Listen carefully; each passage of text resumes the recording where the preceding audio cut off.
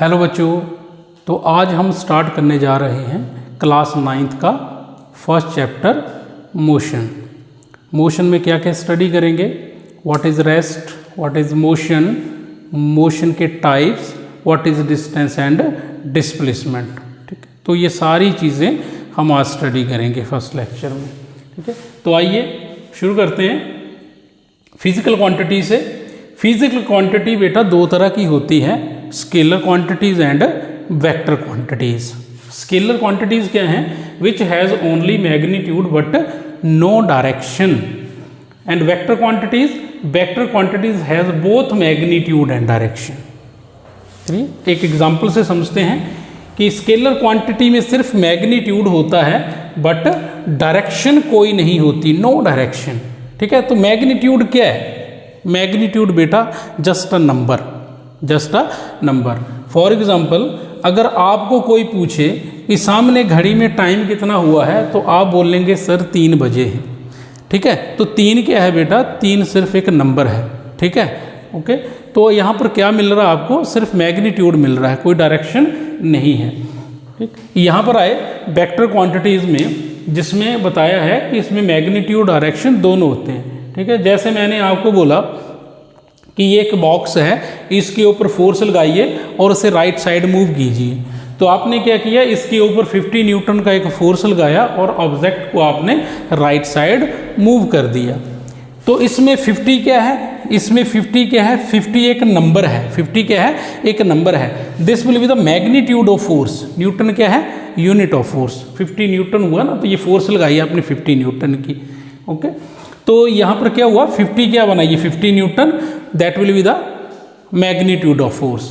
ठीक है, और राइट डायरेक्शन जो है मैंने बोला आपको, ठीक है, that will be a particular direction. ठीक है, तो आपने एक पर्टिकुलर डायरेक्शन में एक बॉडी को मूव करवा दिया विद 50 न्यूटन फोर्स, तो इसमें मैग्नीट्यूड भी कंसीडर हो गया, डायरेक्शन भी कंसीडर हो गई। ठीक है, तो इस टाइप की क्वांटिटीज़ को क्या बोलते हैं? वेक्टर क्वांटिटीज़ बोलते हैं। ठीक, तो आगे चलें, आगे देखते हैं what is rest and motion.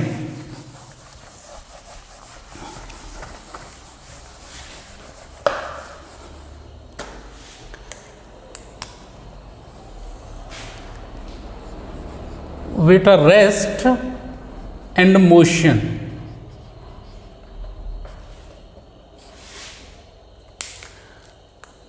when a body do not change their position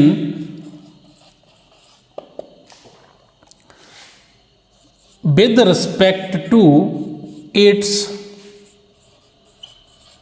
surroundings and time, then we call the body is at rest. Next आए मोशन पे। when a body change their position with respect to its surroundings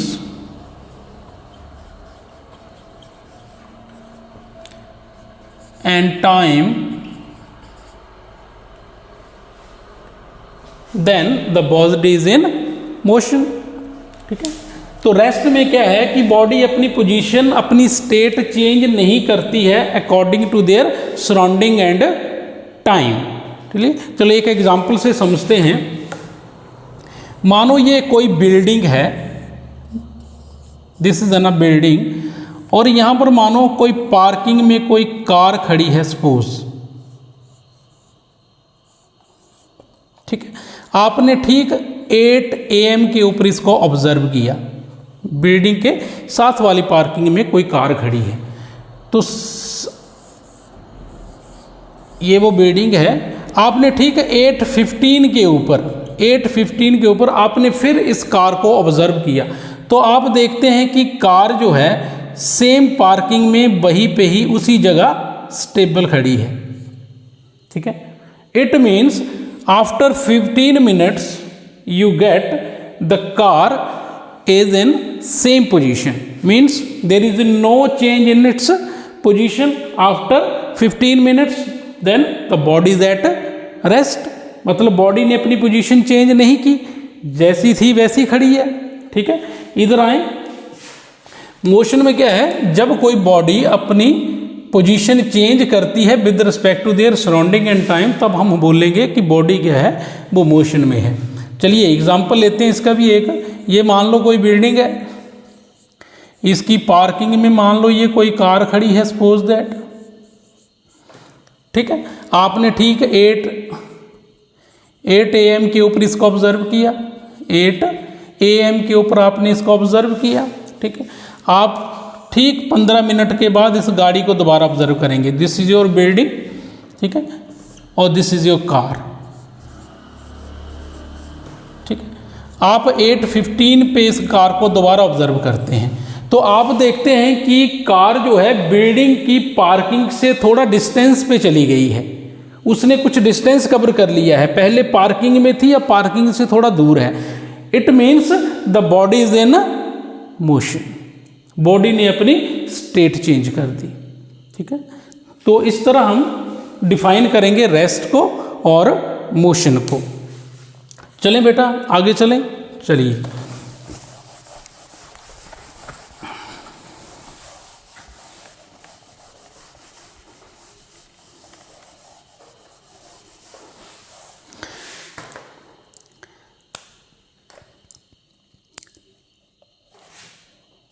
बेटा next करेंगे हम types of motion. Types of motion, तो बेटा इसमें देखेंगे दो तरह के टाइप पढ़ेंगे हम। एक यूनिफॉर्म मोशन, यूनिफॉर्म मोशन, और एक है non uniform motion, non uniform motion. ठीक है, तो दो तरह का मोशन है, uniform and non uniform motion. Uniform motion क्या है, when body covers equal distance in equal time interval called uniform motion, when body cover unequal distance in equal time interval, then this type of motion is called non uniform motion। चलिए आइए एक example से समझेंगे। पहले हम discuss करते हैं uniform motion को। ठीक है, uniform motion, when a body covers equal distance in equal time interval। ठीक है, तब हम बोलेंगे कि बॉडी का मोशन कैसा है, यूनिफॉर्म मोशन है। चलिए एक एग्जांपल लेते हैं।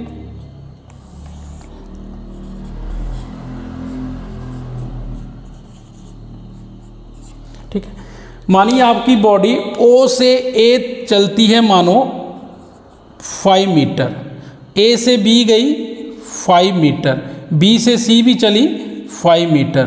टाइमिंग शुड बी 2 मिनट्स या 2 सेकेंड बोल लो आप, it's 2 second, 2 second and 2 second. ठीक है, कोई बॉडी है जो O से A पर चलती है, 5 मीटर डिस्टेंस कवर करेगी 2 सेकेंड में। A से B चलेगी 5 मीटर 2 सेकंड में, B से C चलेगी 5 मीटर 2 सेकंड में। ठीक है, आप नीचे देख सकते हैं टाइम सेम है, ऊपर देख सकते हैं डिस्टेंस सेम है। मतलब बॉडी जब equal distance equal time interval में करती है तो उस टाइप के मोशन को बोलते हैं यूनिफॉर्म मोशन। क्या बोलेंगे, यूनिफॉर्म मोशन। ठीक है बेटा, तो इसके लिए ग्राफ कैसा बनेगा, अगर हम ग्राफ बनाना चाहें तो ग्राफ कैसा बनेगा, देखिए ग्राफ कुछ इस तरह बनेगा इसका। ठीक है, this is your time and this is distance, time distance. तो यहाँ पर ये मान लो लिख देते हैं कुछ 10, ये लो 5, 10, 15, 20, यहाँ पर आ जाओ 10, 20, 30, 40। ठीक है, ये टाइम आ गया आपका इन सेकेंड्स। ठीक है, और ये डिस्टेंस आ गई in metre.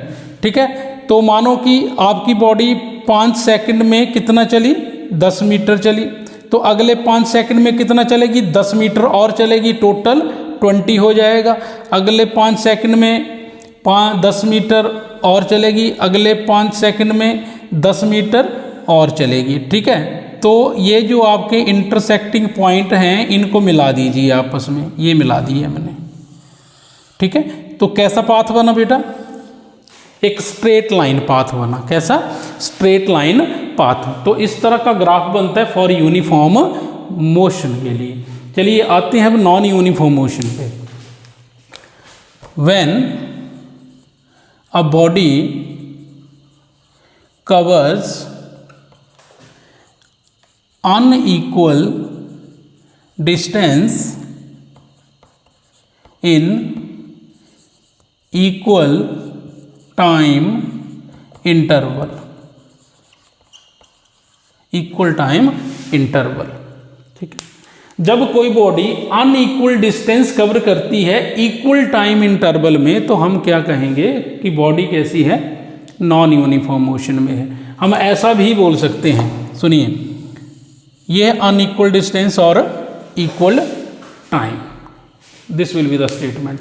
Body cover unequal distance in equal time interval. हम ऐसा भी लिख सकते हैं, a body covers unequal distance in unequal time interval, ये भी नॉन यूनिफॉर्म मोशन है। हम ऐसा भी लिख सकते हैं, थर्ड स्टेटमेंट सुनिए, when a body covers equal distance in unequal time interval, ये भी क्या है, नॉन यूनिफॉर्म मोशन है। कहने का मतलब है डिस्टेंस और टाइम, इन दोनों में से एक चीज जो है वो डिफरेंट होगी या दोनों भी डिफरेंट हो सकती हैं। ठीक है, ये तीन किसको रिप्रेजेंट करेंगी, नॉन यूनिफॉर्म मोशन को रिप्रेजेंट करती हैं। चलिए एक छोटा सा एग्जांपल ले लेते हैं इसका। जैसे सपोज दैट कोई बॉडी मानो O से A पे चलती है, मानो ये चली 5 मीटर, कितने में चली, मानो 2 सेकंड्स में। तो नेक्स्ट मान लो गई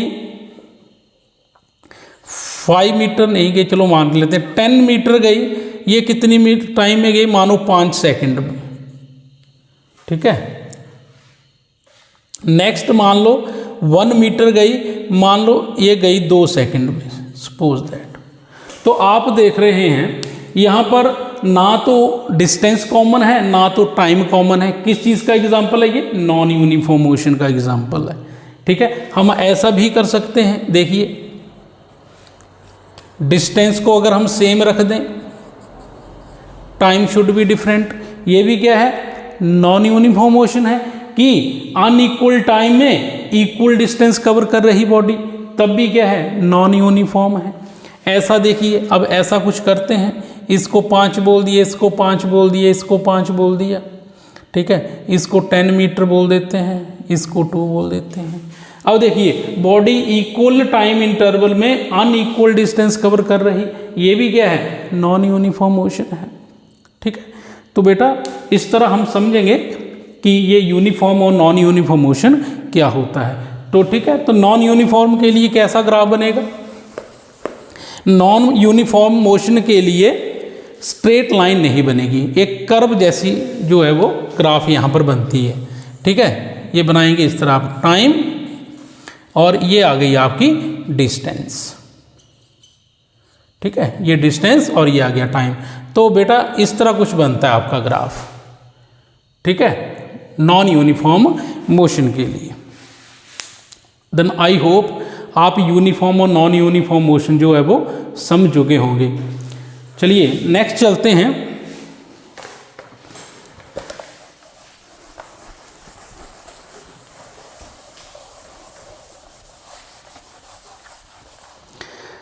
अब हम पढ़ेंगे what is distance, what is distance. बेटा डिस्टेंस पढ़ेंगे आज।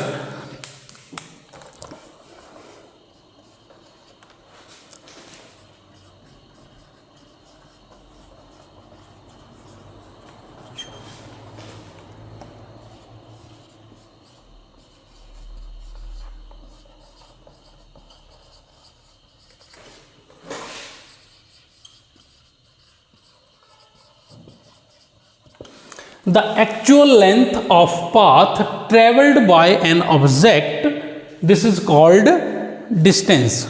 और एक स्टेटमेंट देखिए सिंपल सी, total path covered by an object, total path covered by an object, this is called distance. ठीक है, कि बॉडी जो है वो टोटल कितना पाथ कवर करती है वो उसका डिस्टेंस है। चलिए एक एग्जांपल से समझते हैं। मानो आपकी बॉडी जो है किसी ए पॉइंट से मानो बी पॉइंट तक जाती है, तो उसको जानने के कितने रास्ते हैं। देखिए, बॉडी आपकी बिल्कुल स्ट्रेट भी जा सकती है, और कौन सा रास्ता है, बॉडी आपकी ऐसे भी मूव कर सकती है, बॉडी आपकी कुछ इस तरह भी जा सकती है।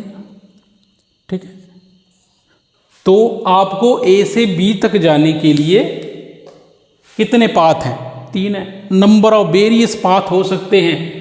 ठीक है, ए से बी तक आने में कुछ पाथ ऐसा भी हो सकता है, क्या पता बॉडी कुछ ऐसे ऐसे करके जाए बी पे आए। पाथ कैसा भी हो सकता है, हमने ए से बी पहुंचना है, हमने कहाँ पहुंचना है, ए से बी। तो चाहे बिल्कुल सीधे चले जाओ, चाहे इस कर्व पाथ पे जाओ, चाहे इसे रेंडमली जाओ, चाहे इस तरह जाओ। ये जो 4th पाथ मैंने आपके सामने बनाया। ठीक है, तो बॉडी का जो पाथ है वो कैसा भी हो सकता है। ठीक है, एक मिनट चलो। ठीक है, तो अब ये 3 तरह के पाथ मिल गए आपको। ठीक है, पाथ नंबर 1, पाथ नंबर 2 और path number 3। Okay, and distance means total path covered by an object. ठीक है, कि बॉडी ने टोटल पाथ कितना कवर किया, हमें उससे मतलब है। ये नहीं हमें चाहिए कि बॉडी को बेशक इस नंबर 2 से ही जाना पड़ेगा, या बॉडी को नंबर 1 वाले रास्ते से ही जाना पड़ेगा, या 3 वाले से जाना पड़ेगा। बॉडी कहीं से भी जा सकती है, ए से बी तक जाना है कैसे भी जा सकती है। हमें किससे मतलब है, total path covered by an object. ठीक है, चलिए एक और एग्जांपल लेते हैं।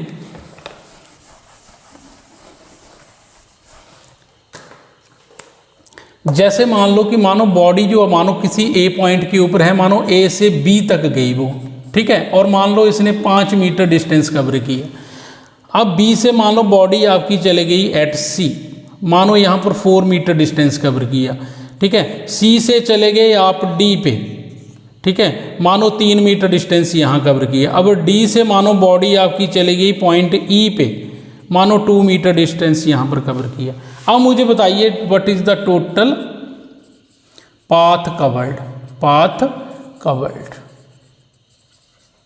ठीक है, means total path covered means distance बतानी है आपने कितनी होगी। यही होती है ना, total path covered by an object, this is called distance. अब मुझे बताइए टोटल डिस्टेंस यहाँ बताइए कितना हो गया। ठीक है, तो हमें क्या करना है, इन सारे के सारे डिस्टेंसेस को आपने ऐड कर लेना है। ठीक है, जैसे 5 + 4 + 3 + 2 है ना, इज इक्वल टू, जोड़ लो अब कितना हो गया, 5 4 9, फिर 12 और 2 14। ठीक है, 5 4 9 14, कितना हो गया टोटल बेटा, इट्स 14 मीटर। कितना हो गया, 14 मीटर हो गया टोटल। ठीक है, 14 मीटर। ठीक है, तो डिस्टेंस होगी 14 मीटर यहाँ पे। तो इन केस ऑफ डिस्टेंस सिर्फ मैग्नीट्यूड मायने रखता है, डायरेक्शन का कोई मतलब नहीं होता। ठीक है, तभी तो मैंने आपको बताया कि ए से बी जाओ तो चाहे इस रास्ते से जाओ, चाहे इस तरफ से जाओ, चाहे इस तरफ से जाओ। ठीक है, तो डिस्टेंस में डायरेक्शन के कोई मायने नहीं है। डायरेक्शन कहाँ देखी जाती है, जो क्वांटिटी वेक्टर हो। ठीक है, ओके, तो यहाँ पर क्या देखना है, सिर्फ total path covered by an object. चलिए एक एग्जांपल और दिखाएं आपको, एक एग्जांपल और लेते हैं। मानो कि बॉडी जो है वो ए से बी गई, ये बी पॉइंट है। ठीक है, मानो गई 10 मीटर, मानो बी से आ गई मानो ए पे दोबारा, मानो 10 मीटर वापिस आ गई। ठीक है। अब यहाँ से दोबारा चली गई, मान लो यहाँ पहुँच गई एट पॉइंट सी, यहाँ मान लो 3 मीटर और कवर कर ली ऐसे नहीं। देखो पहले ए से बी गई, फिर बी से ए आई, फिर अब ए से फिर सी पे चली गई। तो मुझे बताइए टोटल डिस्टेंस कितना हुआ? टोटल डिस्टेंस 10 + 10 + 3 कितना हो गया टोटल? 23 metre, 23 metre. ठीक है। तो बेटा डिस्टेंस में डायरेक्शन मायने नहीं रखती। आप देख रहे हैं कि बॉडी पहले इस तरफ गई, फिर वापस भी आई, उसने अपना डायरेक्शन चेंज किया। ठीक है। तो डायरेक्शन से हमें कोई लेना देना नहीं है, हमें लेना देना सिर्फ मैग्नीट्यूड से। ठीक है, कि बॉडी कितना चली। ठीक है। तो हमने देख लिया इस तरफ 10 चली, 10 इस तरफ चली, 3 फिर इस तरफ चली, तो टोटल कर लिया, आंसर आ गया। ठीक है। तो डिस्टेंस का बिल्कुल सिंपल सा फंडा है। आई थिंक आपको पता चल गया होगा। ठीक है, चलें आगे।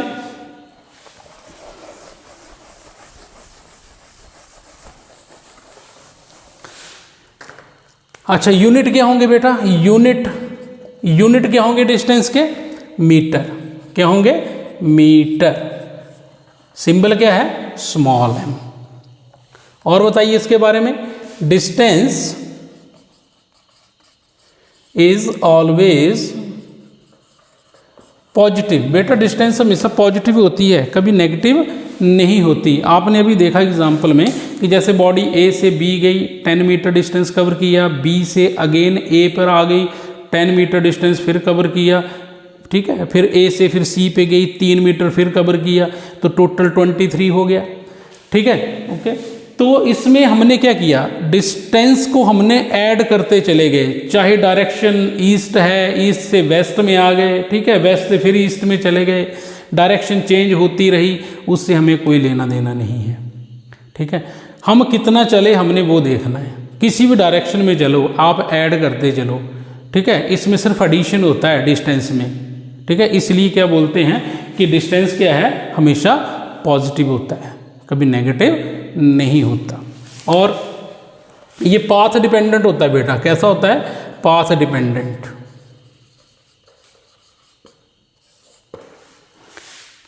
ओके। और किस टाइप की क्वांटिटी है ये? डिस्टेंस हमारी पता चल चुका होगा आपको, ये एक स्केलर क्वांटिटी है। कैसी क्वांटिटी बेटा? स्केलर क्वांटिटी है। दिख रहा है आपको? स्केलर क्वांटिटी मैंने बताया आपको क्या होती है, कि जिसका सिर्फ मैग्नीट्यूड होता है, डायरेक्शन कोई नहीं होती। ठीक है। तो हमने क्या किया? मैग्नीट्यूड ही कवर किया हमने। ठीक है। जैसे हम ईस्ट की तरफ 10 मीटर चले गए, ठीक है, 10 मीटर हम वापस आ गए, टुवर्ड वेस्ट आ गए। ठीक है। डायरेक्शन चेंज हो चुकी है, मगर डायरेक्शन तो अपने को लेना देना है ही नहीं, हमें तो सिर्फ मैग्नीट्यूड चाहिए। ठीक है। तो डिस्टेंस में सिर्फ मैग्नीट्यूड का ही फंडा होता है, इसलिए डिस्टेंस क्या होती है? एक स्केलर क्वांटिटी होती है। ठीक है। चलें आगे फिर। अब देखते हैं बेटा what is displacement.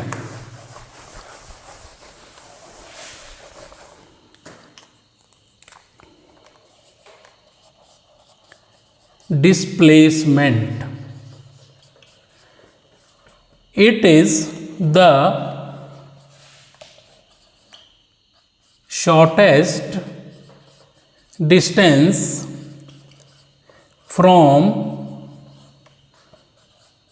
initial to final position.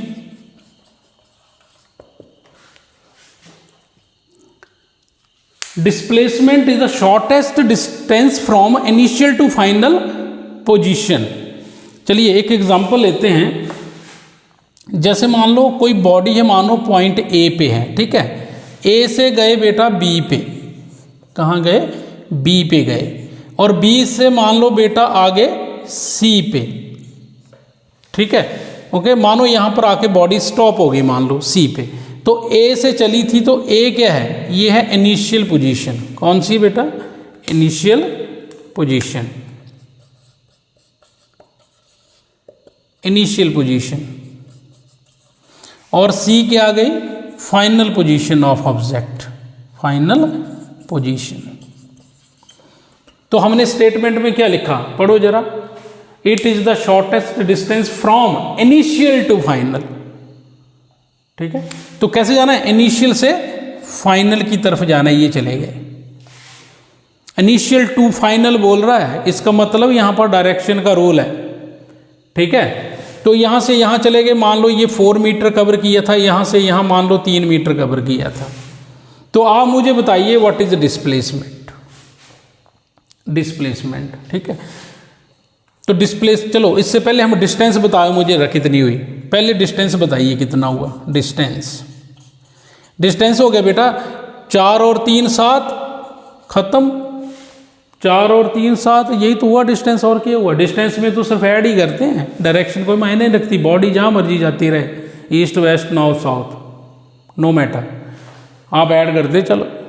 और डिस्प्लेसमेंट में थोड़ा अंतर है। डिस्प्लेसमेंट क्या होती है, shortest distance from initial to final, ठीक है। हमने वो शॉर्ट रूट लेना है, ठीक है। अब बॉडी तो देखो ए से बी, बी से सी आई है, तो डिस्प्लेसमेंट के लिए नहीं जाना पड़ेगा हमें ए से बी, बी से सी। डिस्प्लेसमेंट ढूंढती है शॉर्ट से शॉर्ट रास्ता, ठीक है, कहां से, इनिशियल से फाइनल तक जाने का। तो सबसे शॉर्ट रूट क्या है इसके लिए, बिल्कुल ये स्ट्रेट लाइन, ठीक है। तो ए से सी तक चलेगी, ये डिस्प्लेसमेंट है आपकी, ठीक है। तो कितनी होगी डिस्प्लेसमेंट बताओ जरा, कैलकुलेट करिए इसको, ठीक है। क्या बनेगा, ये साइड निकला डायगोनल आपका, ये बनेगा आपका 4 स्क्वायर प्लस 3 का स्क्वायर, कितना बन गया ये 16 plus 9 that is equal to under root of 25 that is equal to 5 metre. कितनी आ गई डिस्प्लेसमेंट, 5 मीटर आ गई बेटा, कितनी आ गई 5 मीटर। तो यहां लिख देते हैं, ठीक है। डिस्प्लेसमेंट होगी हमारी 5 मीटर, क्लियर। चलिए और देखते हैं, और एग्जांपल देखते हैं related to the displacement.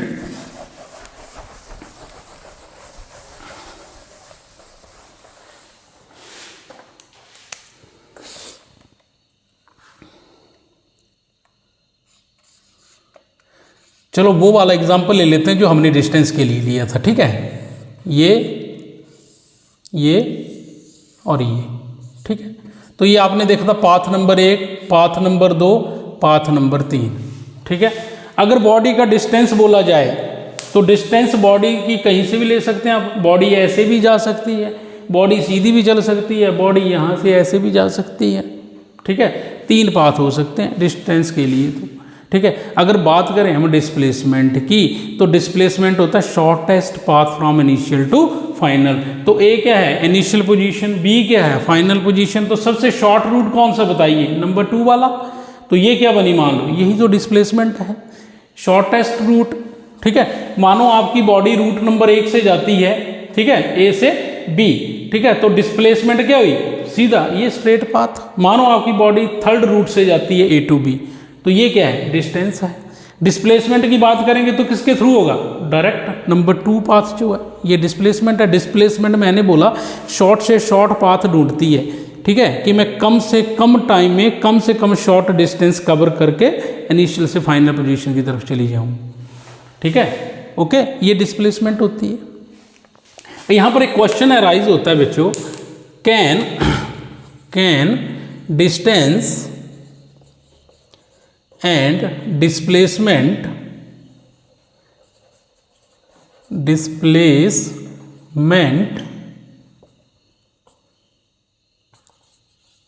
Be equal. यहां पर एक क्वेश्चन बनता है, क्या डिस्टेंस और डिस्प्लेसमेंट इक्वल हो सकती है। आंसर यस, हो सकती है।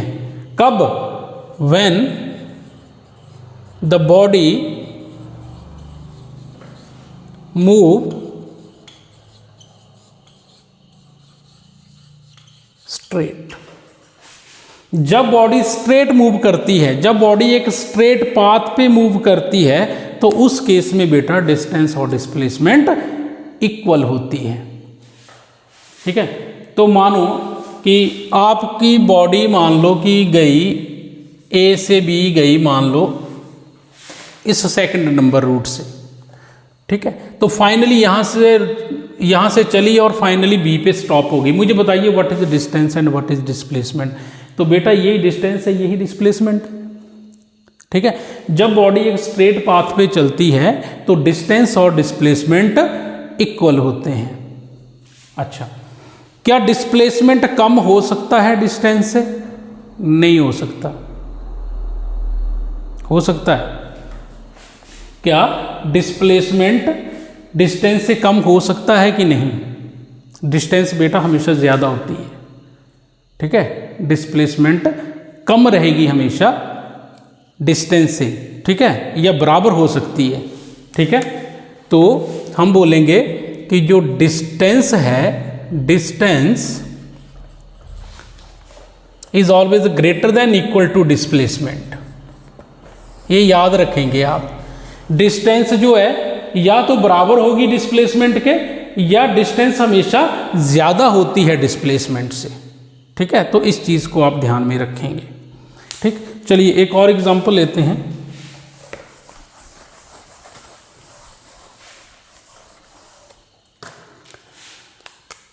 मानो आपकी बॉडी जो है, मानो किसी ए पॉइंट से चलती है बी पॉइंट पे पहुंची, ठीक है, और बी से चली मान लो सी पे पहुंच गई, ठीक है, और सी से मान लो दोबारा ए पे आ जाए, ठीक है।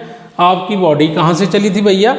ए से चली थी, बी पे आए, बी से सी पे आए और सी से दोबारा ए पे चले गए, ठीक है। यहाँ से मान लो ये 5 मीटर है, ये 4 मीटर कवर किया और ये मान लो 6 मीटर कवर किया, सपोज दैट, ठीक है। तो आप मुझे बताएंगे कि यहाँ पर डिस्प्लेसमेंट और डिस्टेंस कितना कितना हुआ, ठीक है। तो अगर पहले बात करें हम डिस्टेंस की, तो मुझे पहले बताइए डिस्टेंस कितना हुआ इस केस में। तो जोड़ दो आप, 5 4 9 6 15, नहीं, टोटल कितना हो गया डिस्टेंस? 15 मीटर, ठीक हो गया। डिस्टेंस में तो ऐड ही करना होता है, बॉडी कैसी भी चलती रहे कोई मतलब नहीं है, ठीक है। 5 4 9 6 15, ठीक है, 15 मीटर आ गया। अच्छा, अब मुझे बताएंगे आप व्हाट इज द डिस्प्लेसमेंट। इस केस में मुझे बताइए डिस्प्लेसमेंट कितना हुआ। बेटा डिस्प्लेसमेंट क्या होता है? डिस्प्लेसमेंट होता है distance from initial to final position. अब मुझे बताइए बॉडी ने कहाँ से चलना शुरू किया था? ए से चली थी बॉडी, है ना, ए से बी पे आए, बी से सी, और दोबारा से कहाँ पहुँच गए? ए पे। यहीं से चले थे और बॉडी फाइनली यहीं पे ही पहुँच जाती है, ठीक है, और यहाँ जाके स्टॉप हो जाए। तो यही इनिशियल पोजीशन है, यही फाइनल पोजीशन हो गई बॉडी की। तो इनिशियल और फाइनल के बीच का डिफरेंस कितना हुआ? 0। तो डिस्प्लेसमेंट कितनी होगी इस केस में? 0 होगी। सो आई होप आपको मोशन, उसके types, distance, displacement, physical quantities, scalar quantities, vector quantities, ठीक है, अच्छे तरह से समझ आई होंगी। अगर फिर भी आपको कोई क्वेरी हो तो आप कमेंट बॉक्स में लिख सकते हैं, मैं रिप्लाई करने की पूरी कोशिश करूँगा। और अगर आपको वीडियो पसंद आया हो तो कृपया लाइक करें, शेयर करें और सब्सक्राइब करें। तो पढ़ाई करते रहें, मस्त रहें। All the very best.